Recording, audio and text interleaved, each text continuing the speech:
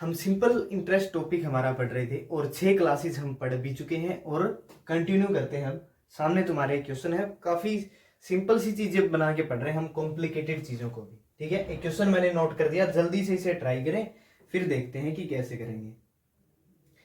अगर तुम ट्राई कर चुके हो तो इधर ध्यान देके देख लो अब कि कैसे करना है ये क्वेश्चन। एक व्यक्ति है, अपनी आय का 2/5 भाग 4% वार्षिक एसआई की दर से और उसी आय का 1/3 भाग 5% वार्षिक एसआई की दर से और शेष बची हुई आय को 10% प्रति वर्ष की दर से निवेश कर देता है। फिर उसने कुछ अपने तरीके से कुछ बातें पूछी हैं, हम देख लेते हैं कैसे करें। सबसे पहली बात, तुम कहोगे कि एक्स मान लो, जो राशि हमें नहीं पता है, जो प्रिंसिपल हमें नहीं पता, वो एक्स मान लो। मैं कहूंगा एक्स मत मानो तुम।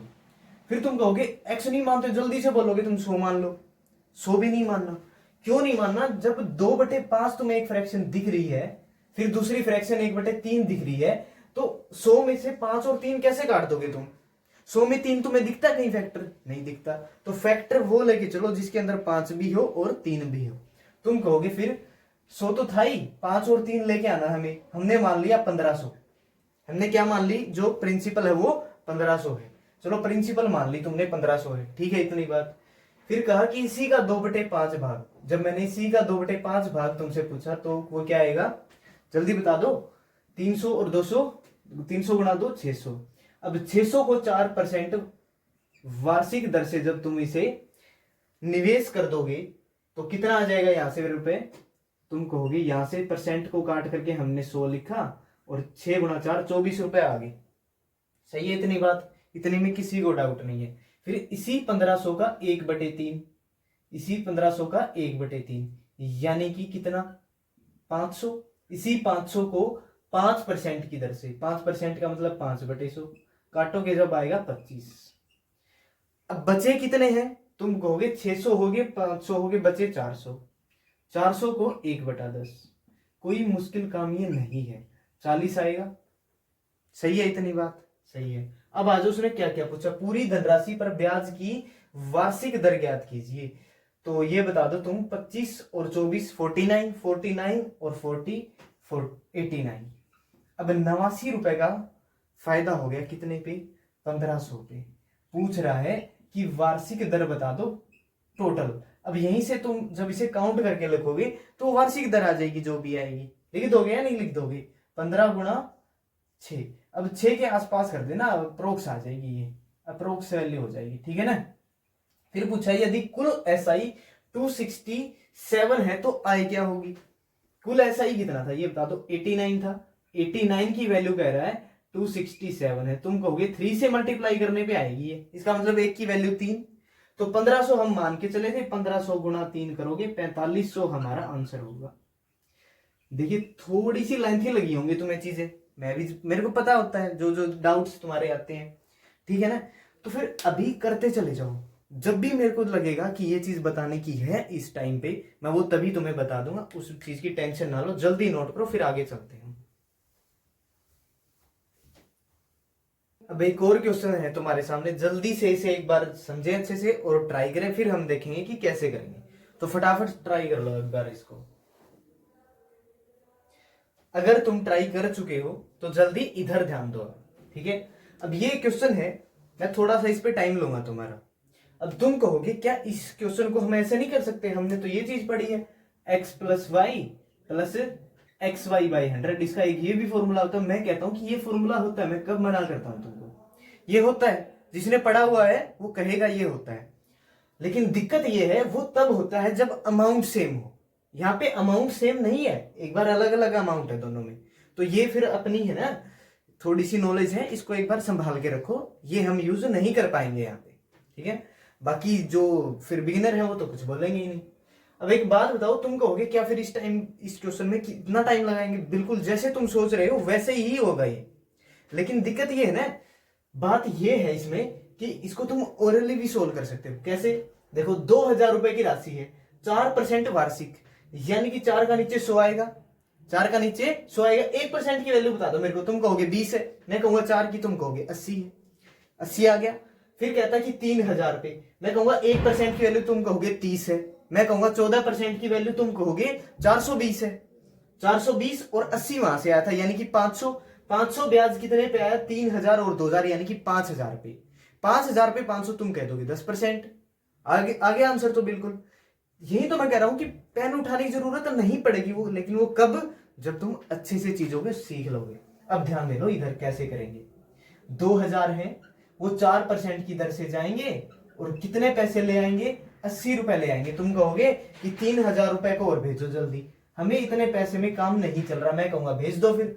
14% है, 14% का मतलब तुम जानते हो, और यहां से 420 रुपए तुम्हारे पास और आगे। तुम कहोगे हमने जोड़ दिए 500 रुपए हैं, लेकिन दोनों के ऊपर है वो 500। कितने पे? 5000 पे। 5000 पे 500 रुपए, इसका मतलब परसेंट कितना? कितना परसेंट? अरे बोल दो भाई, 10%। यही हमारा आंसर है। लेकिन वही है ना, फिर चीजें धीरे धीरे होती जाएंगी अच्छी। ये क्वेश्चन है नहीं इतना मुश्किल, लेकिन इससे आगे क्वेश्चन अच्छा आएगा। जल्दी इसको नोट करो, फिर उस पे चलते हैं। अब ये आसान क्वेश्चन है एक तुम्हारे लिए, जल्दी से इसे ट्राई कर दो। ये इसका आंसर सबका आना चाहिए तुम्हारा, ठीक है ना। अब इसका आंसर सबका आ चुका है, तो एक बार जल्दी से बस कर देते हैं, इसको तो निपटाना ही है ना। 4000 पे 15%। 4000 पे अगर 15%, तो सब बोल रहे हो कितने? 600। मैं कहता हूं कि 6000 पे 16% और बोल दो। बोल दो, तुम कहोगे 960। मैं कहता हूं टोटल कितना? 1560। कितने पे? 10,000 पे। 10,000 पे है, तो 3 जीरो तो मेरे पास दिखी मेरे को। 15.6 आंसर आ जाएगा। भाई मुश्किलात तो है ही नहीं इस क्वेश्चन में, तो मैंने तो बस ये ऐसे ही दे दिया कि ताकि तुम एक प्रैक्टिस खुद से कर लो। फिर नेक्स्ट क्वेश्चन पे चलते हैं। जल्दी नोट करो एक बार इसको। अब एक और क्वेश्चन है, जल्दी से इसे एक बार ट्राई करो। ज्यादा मुश्किल भी नहीं है, उतना आसान भी नहीं है, लेकिन मुझे जहां तक लगता है कि तुम ट्राई कर लोगे इसको।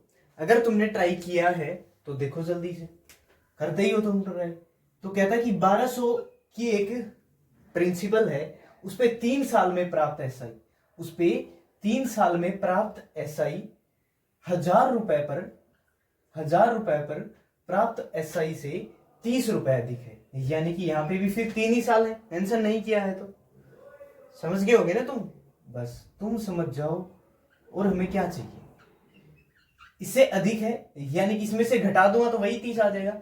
अब इसकी है ना तो शॉर्ट ट्रिक पूछना ना कॉन्सेप्ट पूछना, ये दोनों मिक्स है। क्योंकि इसमें ऐसा तो नहीं है हम इलॉजिकल चल रहे हैं। भाई इतने पे प्राप्त एसआई में से इतने घटा दूंगा तो 30 रुपए अधिक है, तो वो 30 ही आ जाना चाहिए फिर। और जो रेट परसेंट तुम कहोगे कि ब्याज की दर ज्ञात कीजिए, दोनों में ही नहीं दे रखी। मैं कहता हूं कि परसेंट का तो नीचे जा चुका है ना, तो आर ही ले लो इसको। परसेंट का तो नीचे 100 लगा चुके हो तुम पहले ही, तो आर को मैंने निकाल दिया बाहर, और 100 था नीचे, उसको भी निकाल दिया बाहर, और उसका लगा दिया मैंने आर परसेंट। सही है बात? तुम कहोगे वो डायरेक्ट ही लिख लेते, फिर चलो वैसे भी लिख लेना। फिर बचता है अंदर 12 गुणा 3 3600। 3600 माइनस 3000। बात समझ आई? बिल्कुल आई। मुश्किल थी नहीं, आएगी क्यों नहीं। आर परसेंट गुणा 600 इज इक्वल टू 30। और इसको जब तुम काटने गए तो ये बोला मैं आसानी से कट जाऊंगा। मैंने कहा तो फिर ले नीचे 100, इसने कहा ले 5, और आर की वैल्यू कितनी आ गई? 5। यही हमारा आंसर है। मुश्किलात कुछ थी ही नहीं क्वेश्चन में, लेकिन वो है ना कि हमको करते ही चले जाना है। अब ये तो है नहीं सारे मुश्किल क्वेश्चन आते जाएंगे, उसमें आसान भी आएंगे, मुश्किल भी आएंगे, ठीक ठीक भी आएंगे, जो भी आएंगे पढ़ते रहना बस उन चीजों को।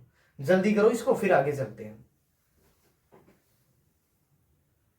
अब एक और क्वेश्चन मैंने नोट कर दिया, जल्दी से इसे ट्राई कर लो एक बार, फिर देखते हैं कि कैसे करेंगे। तो अगर तुमने ट्राई कर लिया है तो देख लो एक बार जल्दी से कैसे करेंगे। क्वेश्चन में दिया है क्या? 10% वार्षिक एसआई की दर पर 10,000 रुपए कोई उधार ले लेता है, ठीक है।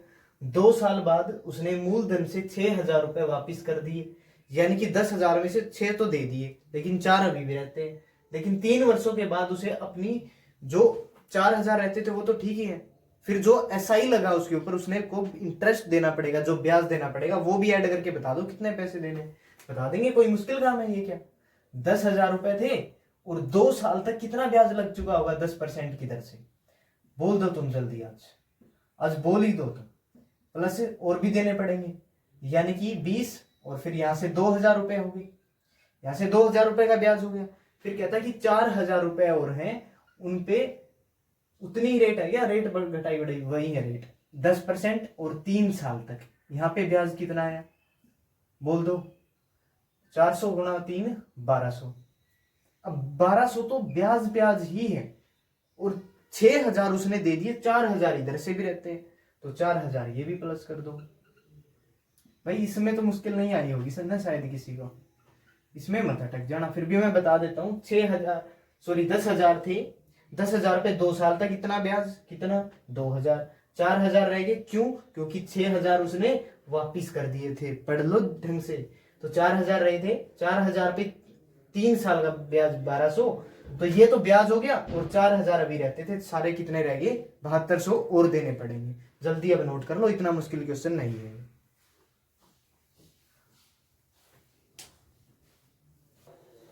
नेक्स्ट क्वेश्चन देख लो अब जल्दी से, नोट कर दिया है इसे और ट्राई कर लो। थोड़ा सा चेंज है इसके अंदर, उसमें हमसे ये पूछा था कि पैसे कितने देने पड़ेंगे, अब की बार ये पूछा है कि एसआई की दर क्या होगी। बस तुम्हें यही निकालना है कि एसआई की दर क्या होगी, निकाल दोगे तुम तो भाई साहब बादशाह पड़े हो हर चीज में। 7,000 रुपए हैं, 7,000 रुपए उसने उधार ले लिए, 3 साल बाद उसने मूलधन से, 3 साल तक ये रहे, रेट परसेंट मेरे को नहीं पता है तो मैंने कहा यही रख लेता हूं मैं, ठीक है। और 3 साल के बाद उसने 3,000 रुपए तो वापिस कर दिए, बचे कितने 4,000, 4,000 अगले 2 साल तक रही, रेट परसेंट वही रही, ठीक है। अच्छा यहां तक हम बात समझ गए, सही है इतनी बात, बिल्कुल जायज है। और 2 वर्षों के बाद उसने अपने सभी बकाया राशि को भुगतान करने के लिए 5450 रुपए और देने पड़े, फिर रेट की दर बता। अब तुम कहोगे ये दिक्कत हमें ये आएगी कि अब की बार तो उसने 5450 दिए हैं लास्ट में, और ये 5450 तो दिए हैं, पिछले क्वेश्चन में क्या था कि 7200 देने पड़े थे, 7200 में वो 4,000 भी ऐड थे, अब इस 5400 में वो 4,000 भी ऐड है, तो उसको निकाल दो, ये एसआई है, ये दोनों का एसआई होगा, समझ लेना इस बात को अच्छे से। अब जब इसको तुम काटोगे तो यहां से कितना बचेगा जल्दी बता दो, ये कितना बचेगा 210R, और प्लस में 40 गुना 2 80R, यानी कि 290 और उधर कितना है 1450। जब इसको सोल्व करोगे तो 29 गुना 5 कितना होता है, यानी कि R की वैल्यू 5%। दिक्कत आई होगी तो यहाँ पे आएगी, एक बार फिर रिपीट कर रहा हूं मैं इसको। देखो 5450 देने पड़े, वहां पे लास्ट में कितने देने पड़े थे, पिछले ही क्वेश्चन पे जाओ जल्दी, 7200 दिए थे, 7200 में से 4,000 तो वो थे ना कि जो लास्ट में बच गए थे, यानी कि 4,000 तो इसमें भी वो ऐड है ना जो लास्ट में बच गए थे, तो उसको निकाल दो, वही एसआई है, क्योंकि इस बार सिर्फ एसआई को कंपेयर कर रहे हैं, समझ गए बात को। तो ये इतना ही पढ़ लेते हैं आज, और पीछे की क्लासेस को कवर कर लेना एक बार अच्छे से, और अपने हर एक सब्जेक्ट्स को अच्छे से लेके चलते चले जाइए। जो भी टारगेट तुमने रखा है, जो भी चीजें पढ़नी जरूरी होती हैं वो साथ साथ करते रहिए, ठीक है। और एक बात का ध्यान रखें कि मतलब ये चीजें तुम्हें ही करनी है, तो इसलिए ध्यान से करते चले जाएं। जो चीजें साथ हैं वो भी ठीक है, नहीं है तब भी ठीक है, कोई साथ दे तब भी ठीक है, कोई नहीं दे तब भी ठीक है, क्योंकि ये चीजें मैटर नहीं करती हैं, ठीक है। कोई दे तो उसका भी थैंक्स है, जो नहीं दे उसका भी थैंक्स है।